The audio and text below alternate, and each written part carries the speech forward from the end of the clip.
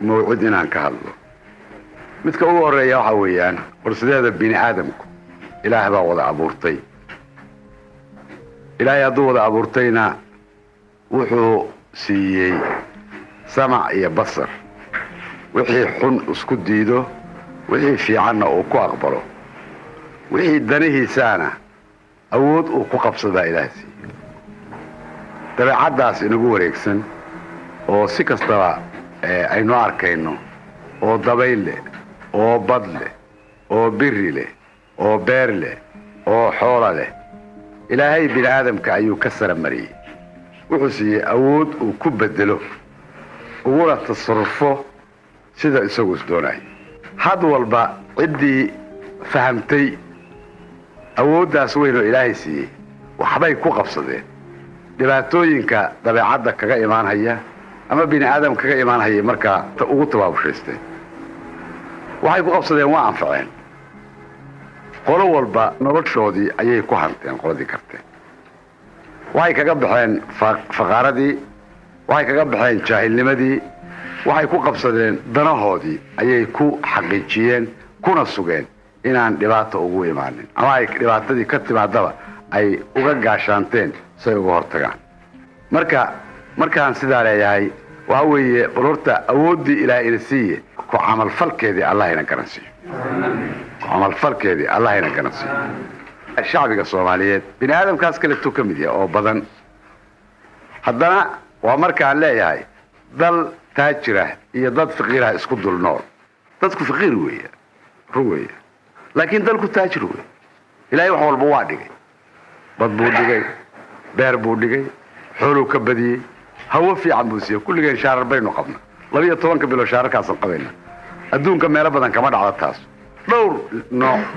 oo labis waa in la isku bedela oo dhaxanta mid la isaga caliyo oo mid qorraxda la isaga caliyo oo mid dabaysh iyo balaayo waaweyn la isaga caliyo anaga aad baa Ilaahay noogu roona laakiin waxaad moodaa ama asal aqoon darro haynoo geyso ama isticmaalba hayna aaminsiyo inayna waxba qabsan iyaga barino hayna aaminsiyo haddana waxaad moodaa inaynu fiqiirnimadii kula noolahay sababihii la imaanayna inaynaan dareemaynin sidaynu isaga caabii lahayn waxaad moodaa habkii ama tabtii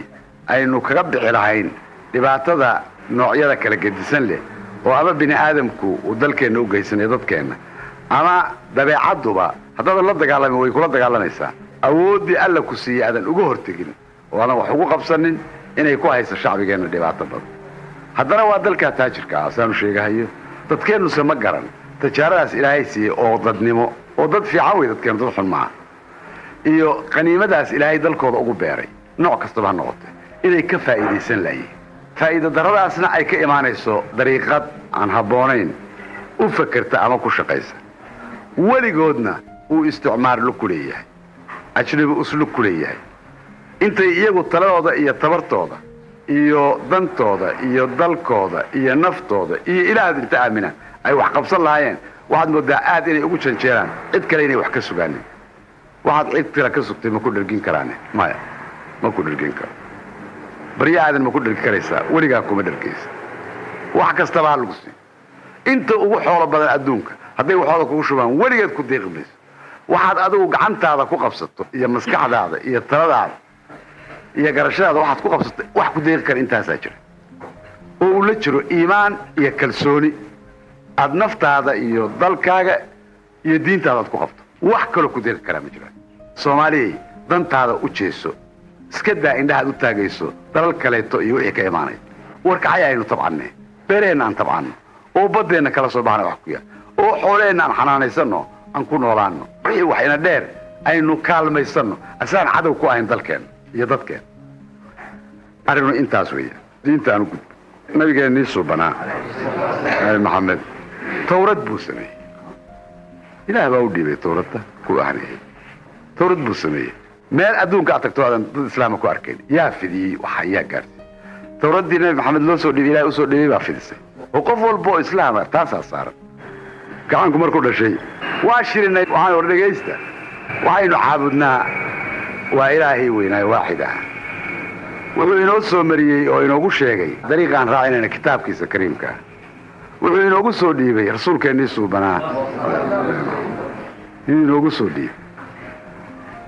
ha inoogu soo dhiibee waxaa halkaas ka soo ifbaxay ficilkii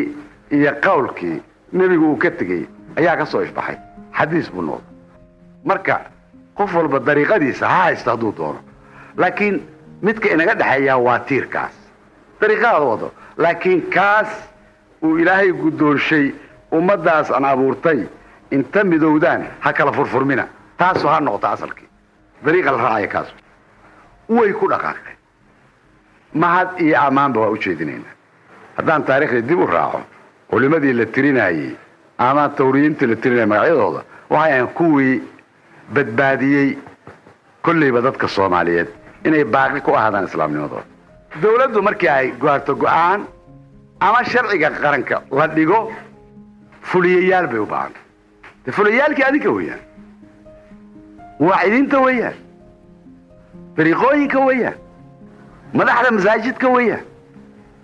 iyagaa la rabaa inay fuliyaan iyagiyo wasaaradooda yaa mas-uuliyadda dul saaran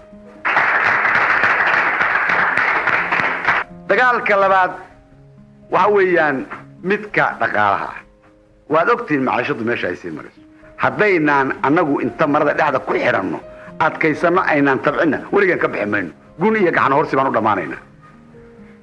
ma gun iyo gacan horsi baan ku jiri karnaa insaanku sharaf buu leeyahay karaamuu leeyahay oo maanu inta ilaaheen cuskanno iyo nafteenna maynu qof iyo yaanba inta qaato waa ka halkaa dow ka baxaye maanu wax ku abuurno bal qof walba gurigiisa muu ku abuur geed lima inuu bixiyo in kala arkee oo geed babaaya ku abuura oo geed cambaa ku abuura waa baxaya qof gurigiisa uusan baxayn ma jirto hortiisa waxaan kaga bixi karnaa inaanu u jeedsano tacab kii badgalaa ha galo kii biri galaa beer ha ka doonto kii xoolo haysta ha tabcado ha xanaanaysto kii wax kaleeto oo qiimo le qabanaya ha qabto qof gaajaysano gob ma ah gun wey wixii la rabo iyo dantii la rabaa laga samaystaa oo maxaanu nagu kalifayay inaanu saas u gubowno dadkeenna inaan jahayna doonaya innagaa la rabaa inaan jahayno tan saddexaad waa dagaalka shacbigeenna lagu abuuray in maanta 16 sano kadib oo dulligii foosh xumaa aynu ka soo baxnay dad ahaan iyo qaran ahaanba haddana la doonaya dib in loogu celiyo qabiilkii xumaa oo isticmaar ka dambeeyo waa isticmaarka xabashida waxaa loo baahan yahay ummadeenna inaynu hanuunino oo culimadiinaan waaweyno weliba aad marada dhexda ugu